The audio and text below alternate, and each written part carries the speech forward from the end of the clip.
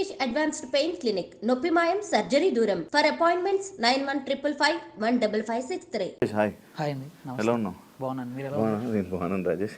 Thank you పిలవగానే first ఇంటర్వ్యూకి వచ్చినందుకు. యా, ఎప్పుడు జాయిన్ అయ్యావు, అసలు అందులో ఎందుకు జాయిన్ అయ్యావు, మళ్ళీ ఎప్పుడు మానేసావు? నేను ఫెబ్ 1కి జాయిన్ అయ్యాను అన్న. నేను సెకండ్ ఎంప్లాయ్ దాంట్లో. నాకన్నా ముందే హెచ్ఆర్ ఉండే, ఆమె నన్ను రిక్రూట్ చేసింది. అంటే నేను సమ్ ఆఫ్ నాది వేరే బిజినెస్ ఉండే, ఒక స్మాల్ యాక్సిడెంట్లో నా బిజినెస్ కొద్ది లాస్లోకి పోయింది. పోయినప్పుడు కొద్దిగా నేను డిప్రెషన్లో ఉండి నార్మల్గా ఇంట్లోనే ఉంటుండే. ఊర్లో మాది అమలాపురం పక్కన విలేజ్, చిన్న విలేజ్. అయితే అక్కడ ఉన్నప్పుడే నాకు ఇన్స్టాగ్రామ్లో ఇవి రీల్స్ వస్తున్నాయి, వంశీకృష్ణ సార్. అయితే వస్తుంటే మా సిస్టర్ చూశారు. మా సిస్టర్ చూసి ఏదైతే నెంబర్ ఇచ్చారో ఆయన, ఆ నెంబర్కి మా సిస్టర్ మెసేజ్ చేశారు. సరే అయితే నా నెంబర్ మెసేజ్ చేయగానే ఆయన నాకు కాల్ చేశారు. కాల్ చేసి నీకు ఇంట్రెస్ట్ ఉందా రాజేష్ అంటే వచ్చేసి అన్నారు. నాకు ఫోన్ చేసిన వెంటనే నాకు నైట్ ఫోన్ చేశారు. మా ఊరు నుంచి అప్పుడే ఆయన ఫోన్ చేసిన 15 minutes to 30 minutesలో నేను స్టార్ట్ అయ్యి బయలుదేరి వచ్చాను హైదరాబాద్లో మా సిస్టర్ వాళ్ళు ఇక్కడే ఉంటారు. అక్కడ ఉన్నప్పుడు ఈయనకి ఫోన్ చేశాను వచ్చాను సార్ అంటే. ఆయన వచ్చారు నా దగ్గరికి, లొకేషన్కి వచ్చారు. ఆయనతో జర్నీ అక్కడి నుంచి స్టార్ట్ అయింది మాకు. ఫస్ట్ ఆఫ్ ఆల్ అంటే నాకు ఇలా మేనేజర్ రోల్ అని ఏం చెప్పలేదు. నార్మల్గా జాయిన్ చేసుకున్న తర్వాత ఇలా వర్క్స్ ఉంటాయి నువ్వు అని జాయిన్ చేసుకున్నారు. సమ్ శాలరీ ఒక మాట్లాడుకున్నాము. అలాగే రన్ అవుతుంది. మీ డాడీ ఏం చేస్తారని అడిగారు. మా డాడీ ఫార్మర్ సార్ అని చెప్పాను. సరే అయితే మీ డాడీని కూడా తీసుకొచ్చా, మీ డాడీకి కూడా సమ్ శాలరీ ఇస్తానని చెప్పి మేము మింజాపూర్ స్టోర్లో ఉండేది. లైక్ అంటే ఇప్పుడు నువ్వు జాయిన్ అయ్యేటప్పుడు నేను ఇంటర్వ్యూ చేసి ఉంటారు. ఇంటర్వ్యూ నార్మల్ ఇంటర్వ్యూ ఏం లేదు, డైరెక్ట్ సారే వచ్చారు నా దగ్గరికి, వచ్చి మాట్లాడు నార్మల్ గా అదే మిమ్మల్ని కొన్ని క్వశ్చన్స్ అడుగుంటారు. దీని మీద ఆర్గానిక్ దాని మీద మీకు క్వశ్చన్స్ అడుగుంటారు. అవన్నీ వింటున్నప్పుడు మీకు ఆయనకి ఈ దీని మీద ఒక నాలెడ్జ్ ఉందని కానీ లేకపోతే అలాంటివి ఏమైనా అనిపించే? నాకేమీ అనిపించలేదండి. ఆయన ఎక్కువ ఫార్మింగ్ సైడ్ నాకేమీ చెప్పలేదు, నాతో డిస్కషన్ చేయలేదు ఎప్పుడు కూడా. ఒక ఫార్మింగ్ పద్ధతి ఏంటనేది నాకు ఎప్పుడు డిస్కస్ చేయలేదు. మేము ఎప్పుడైతే ఇంజాపూర్ స్టోర్లో తీసుకుని స్టోర్ స్టార్ట్ చేసామో అప్పటి నుంచి కూడా ఆ ఫార్మింగ్ మీద వర్క్ అంతా మేమే చేసాం. అంటే లైక్ మా ఫాదర్ అవే ఏమి కొట్టాలి ఏంటి అనే అన్ని కూడా, నేను కషాయాలన్నీ కూడా నేనే తెప్పిస్తుండే. దానికి ఏమి సంబంధించినవన్నీ కూడా నేనే వాటిని ఎక్కడ తీసుకోవాలో అక్కడ తీసుకుని తెస్తుండే.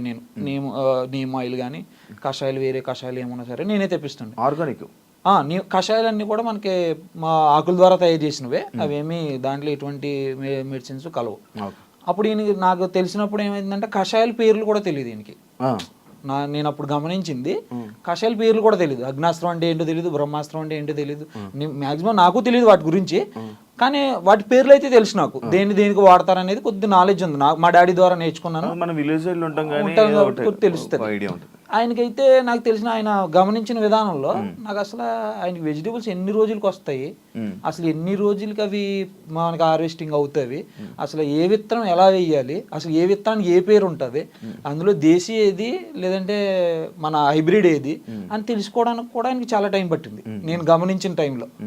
తర్వాత మేము కూడా మూవ్ అయ్యాం. మేము అనుకున్నాం ఇంకా సార్కి తెలియదేమో, సర్లే మనకు తెలిసినంత మట్టుకు మనం చేద్దాం, స్టాఫ్ ఎవరో చూసుకుంటారులే.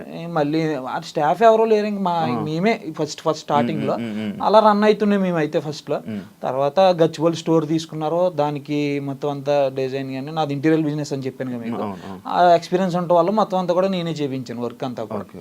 మనం ఏంటంటే ఫస్ట్ నుంచి మెయిన్ రోల్ ప్లే చేసాం, హెచ్ఆర్ కన్నా మెయిన్ రోల్ ప్లే చేసాం మనం. ఎట్లా మామూలు అన్నిటిలోని ప్రతి మెటీరియల్ గురించి కానీ, అది ఎక్కడి నుంచి వస్తున్నాయని కానీ, ఏం తీసుకోవాలి ఏం చెయ్యాలి అన్నీ కూడా మా హ్యాండ్ ఓవర్లోనే పెట్టారు ఫస్ట్లో. అప్పుడు అన్నీ మా హ్యాండ్ ఓవర్లో నుండి మేము చేసేవాళ్ళం. అప్పుడు అనుకున్నాం ఇంక మాకు తెలుసు కదా మేము చేస్తున్నాం అనుకున్నాం తప్ప ఈయనకి దాని మీద నాలెడ్జ్ లేదని నాకు తెలియదు. అప్పుడు ఆ తర్వాత తెలిసింది కొన్ని. ఈ పంచగ విద్రవ్యం అంటే ఏంటో తెలీదు, ఘనజీవామృతం అంటే ఏంటో తెలీదు. అంటే ఒక పద్ధతి తెలుసు అంతే, ఆ పేరు తెలుసు. ఎస్పీకే పాలేకర్ మేతల్లో చేసే ఒక పద్ధతి పేరు తెలుసు అంతే తప్ప దాన్ని ఎలా చేస్తారు, సేంద్రీయ వ్యవసాయం అనేది ఏంటి అనేది ఆయనకి ఫుల్ ఫ్లెడ్జ్డ్గా తెలియదు. వేరే వాళ్ళ ద్వారా కనుక్కొని చేయడం తప్ప దాని గురించి సరైన నాలెడ్జ్ అయితే లేదు నేను గమనించిన మట్టికి. ఓకే, నువ్వు ఎందుకు బయటకు వచ్చేయాల్సి వచ్చింది అసలు? నువ్వు బయటికి రావడానికి కారణం ఏంటి, అండ్ ఇలా మీడియా ముందుకు రావడానికి రీజన్ ఏంటి? అంటే నేను బయటికి రావడానికి మెయిన్ కారణం వచ్చేసరికి నేను చాలా హార్డ్ వర్క్ చేశానండి దాంట్లో. ఎట్లా అంటే నేను ఎప్పుడు కూడా నేను జాబ్ లెక్క చేయలే. ఆయన ఇచ్చే నాకు శాలరీ 30,000 మంత్కి ఇచ్చింది 30,000. నేను ఆ 30,000లో చేసే పని కన్నా నేను డబల్, ఒక వర్కర్ ఒక 9 hours 12 hours వర్క్ చేస్తారు, నేను 20 hours వర్క్ చేసేది దాంట్లో. అంటే ఎప్పుడు కూడా మనది అనుకుని చేసాను తప్ప ఏ రోజు కూడా మనకి సంబంధం లేదు ఇది ఇంకొకటి ఏ మెటీరియల్ అయినా కూడా తెచ్చేటప్పుడు దాన్ని 10 షాపుల దగ్గర ఎంక్వైరీ చేసి తెచ్చేవాడిని. ఎందుకంటే ఆయనకి తక్కువ అయితేనే కదా ఇన్వెస్ట్మెంట్లో అనేది ఎవరైనా స్టార్టింగ్లో ట్రబుల్ అవుతారు. ఆయనకి అమౌంట్ ఉన్నా అమౌంట్ లేకపోయినా తర్వాత విషయం. మనం ఇష్టానుసారంగా కూర్చోబెట్టి అయితే తేలాం కదా. ఆయన మనకి ఏదో హ్యాండ్ ఓవర్ చేశారు కదా అని చెప్పి మనం ఒక 10 కొట్లు షాపుల్లో ఎంక్వైరీ చేసి అన్నీ తెచ్చేవాళ్ళు. బాగానే ఉంది. ఒక 5 months బాగానే గడిచింది. 5 months 20 days బాగానే నడిచింది. తర్వాత మరి ఆయనకి ఏమనిపించిందో ఏంటో తెలీదు, ఒక చిన్న ఏదో డిస్కౌంట్ దగ్గర వచ్చింది మా ఇద్దరికి. ఒక యాంకర్ ఆమె అంతకు ముందు ఇంటర్వ్యూ ఏదో చేసింది ఆమె, అప్పుడు డిస్కౌంట్ ఇచ్చారు ఆమెకి. అదే డిస్కౌంట్ నేను ఇచ్చాను అనమాట, వేరే ఆమెకి ఇచ్చాను డిస్కౌంట్. ఆమె మళ్ళీ వచ్చింది రెండోసారి. నేను అంతకు ముందు వచ్చాను కదమ్మా మీకు తెలుసు కదా అంటే, ఈయనకి అప్పుడు వేరే బిజీ వర్క్లో ఉన్నారైనా ఫోన్ కాల్లో ఎందుకు లేని అంతకు ముందు ఇచ్చారు కదా మళ్ళీ ఎందుకు ఏమో, అంతకుముందు ఇంటర్వ్యూ చేశారు కదా కొద్దిగా పరిచయాలు ఉంటాయి కదా వేలుకి అని చెప్పి నేను డిస్కౌంట్ ఇచ్చామని చెప్పాను స్టాఫ్కి.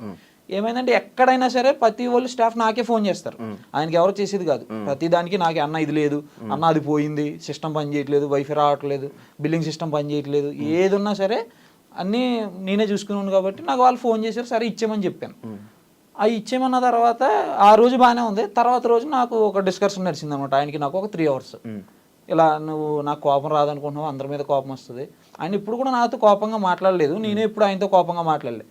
నేను ఎప్పుడు ఇష్టంగానే చేశాను తప్ప వర్క్ ఎప్పుడు మేము కష్టంగా చేయలే.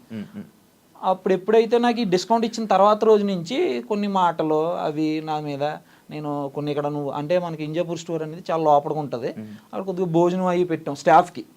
డైలీ నేను ఉండను, ఎలా బయట తినేవాడిని, బయట ఉంది నాకు వండిందో ఏదో అక్కడ ఉన్న కుర్రోళ్ళకి పెట్టినందుకు నువ్వు ఇక్కడ తీసిన మెటీరియల్ వండేసి వీళ్ళకి పెడుతున్నారు, మీరే వాడుకుంటున్నారు అని ఒక ఎలిగేషన్ నా మీద పెట్టారు. అప్పుడు నేను అన్నా, ఏ రోజైనా మీకు నా దగ్గర ప్రూఫ్స్ ఉన్నాయి, నేను ఎక్కడెక్కడ తెచ్చుకుంటానో ఆ షాప్కి తీసుకెళ్తా, నేను ఎక్కడ వెజిటేబుల్ తెచ్చుకుంటానో అది చూపిస్తాను మీకు, నేను ఎక్కడ పాలు తెచ్చుకుంటానో కూడా చూపిస్తాను, అక్కడ ఉన్న ల్యాండ్ ఓనర్ కూడా నేను బాగా తెలుసు, మేము ఫ్రెండ్లీ మూమెంట్లో వెళ్ళేది.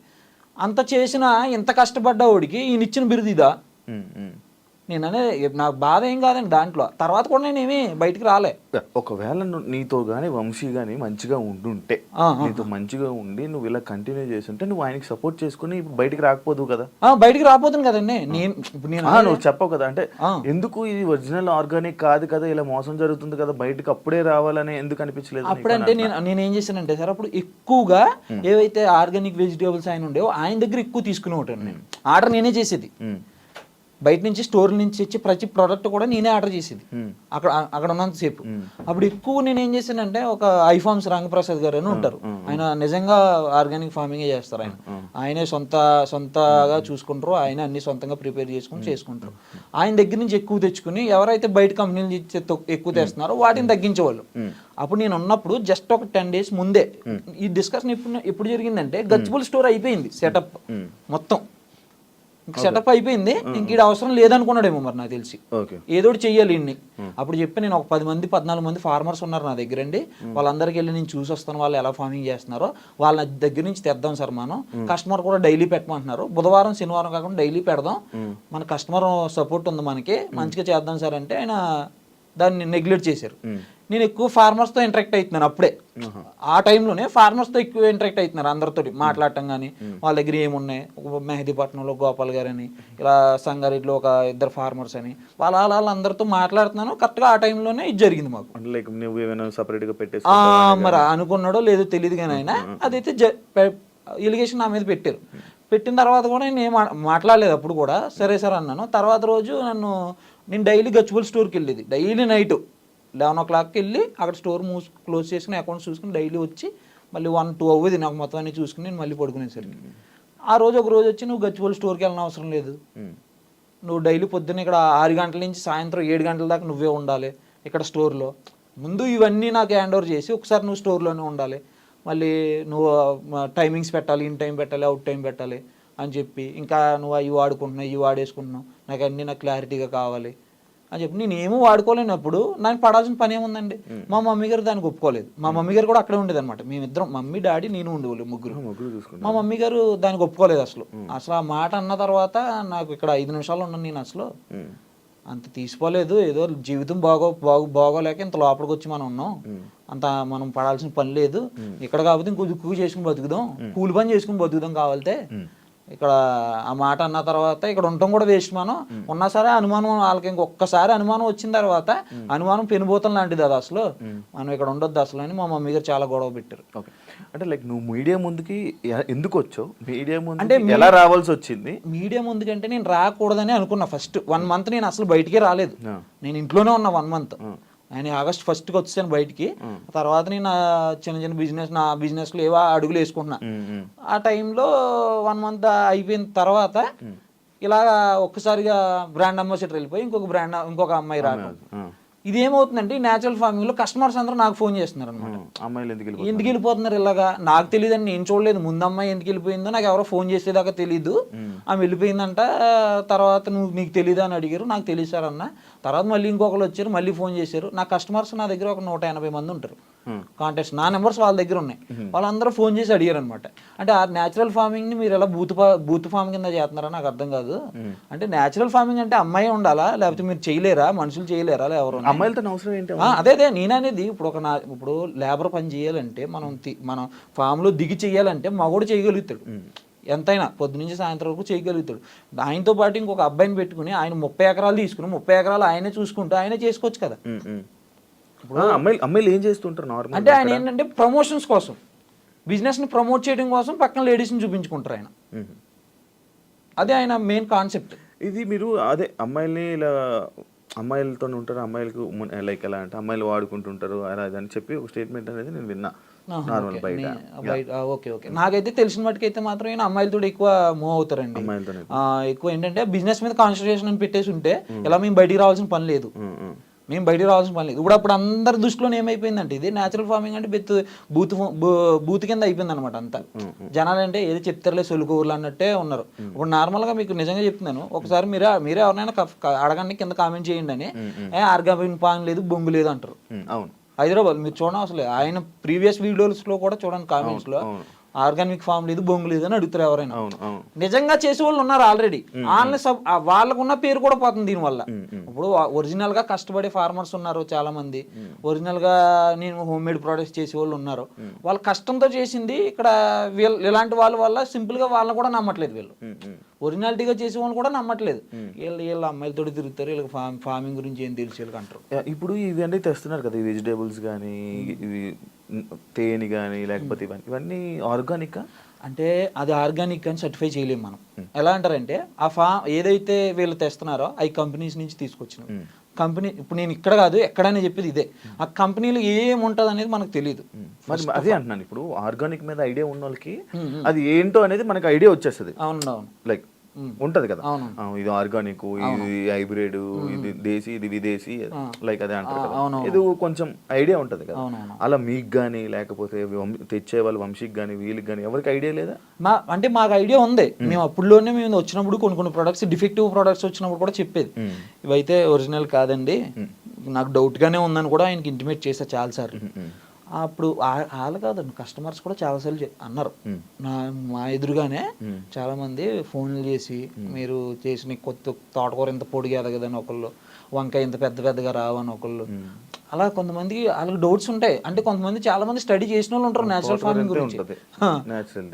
అది ఆయన ఏంటంటే చాలా మంది ఏంటంటే తీసుకెళ్ళిన కస్టమర్స్ కూడా స్టడీ చేసి ఉంటారు దాని మీద, ఇది ఆర్గానిక్ ఫార్మింగ్ అంటే ఏంటి. నాకు 50% ఉంది, అంత ఎక్కువ లేదు, అంటే ఫార్మింగ్ మీద ఉంది. ఆ 50% లో మీకు అనిపించింది అందులో ఆర్గానిక్ ఐటమ్స్ ఏవి, అన్ఆర్గానిక్ అని అనిపించాయి? అయ్యి నాకు ఏ అయితే కంపెనీస్ నుంచి తెచ్చారో అవి నాకు డౌట్ అయింది. అప్పుడు నేను ఉన్నంత సేఫ్లోని డౌటే. వాటిని ఎక్కువగా అవాయిడ్ చేయడానికి చూసేవాడిని నేను, తక్కువ ఆర్డర్ చేయటం. అలాగా ఎక్కువగా ఎవరైతే వేరే ఫార్మర్ ఎవరైతే ఉన్నారో వాళ్ళ దగ్గర నుంచి తెచ్చుకోవడానికి ఎక్కువ ఇంట్రెస్ట్ చూపించేవాడిని.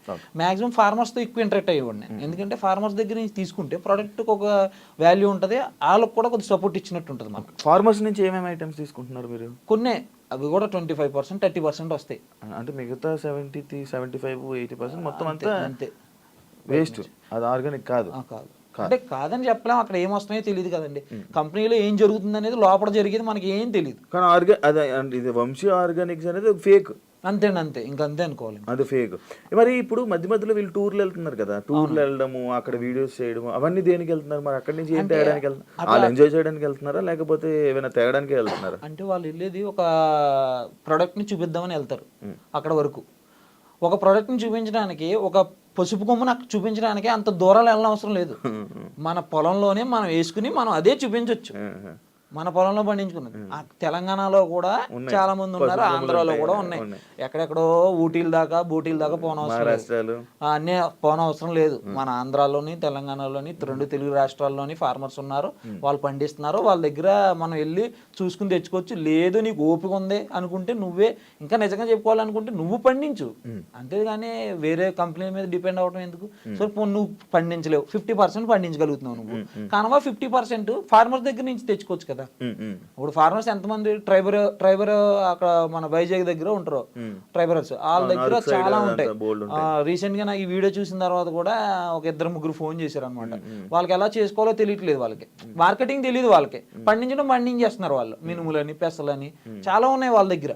వాళ్ళు మాకు తెలియదు సార్, ఎవరైనా ఉంటే మాకు చెప్పండి, వాళ్ళకి మేము ఇస్తాం మీ స్టోర్ రోజులకి అని వాళ్ళు. మేము ఒరిజినల్గా మేము కొండల్లో పండించినవి, మాకు ఎటువంటి కెమికల్స్ ఉండవు ఈడ అని అలాంటి దగ్గర నుంచి తెచ్చుకుంటే ఈయనకి తక్కువకి వస్తాయి. ఇప్పుడు నార్మల్గా నేను చెప్తున్నాను, అక్కడ కందిపప్పు ఉంది సార్, ఒక కందిపప్పు వాల్యూ అక్కడ వచ్చేసరికి 130 నుంచి 150 రూపాయలు 170 రూపాయలు ఇచ్చేస్తున్నారు వాళ్ళు. అలాంటిది 250, 270, 300 పెట్టుకున్న ఆర్గానిక్లో అది ఒక రీజనబుల్ ప్రైస్ అవుతుంది జనాలకి. వీళ్ళు కంపెనీ నుంచి తెచ్చింది సగానికి అది కరెక్టో కాదో తెలియదు, దాన్ని తీసుకొచ్చి దాన్ని డబల్ రేట్ పెట్టుకుని అమ్ముకోవటం. రేట్ అయితే ఎక్కువే ఉంటాయి సార్, దానికి సంబంధించింది కాదు ఇంకా అసలు రేట్ల గురించి మాట్లాడాలి.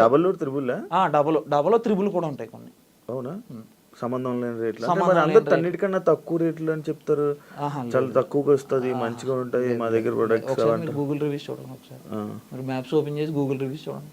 Google maps Vamsi forms Gachipolu అని కొట్టండి, కింద ఎక్కడైనా సరే పర్లేదు ప్రైజెస్ బాగానే ఉన్నాయంటే మాత్రం నాకు చెప్పండి. ఇప్పుడే నిన్న అన్న మాటలని వెనక్కి తీసుకుంటా.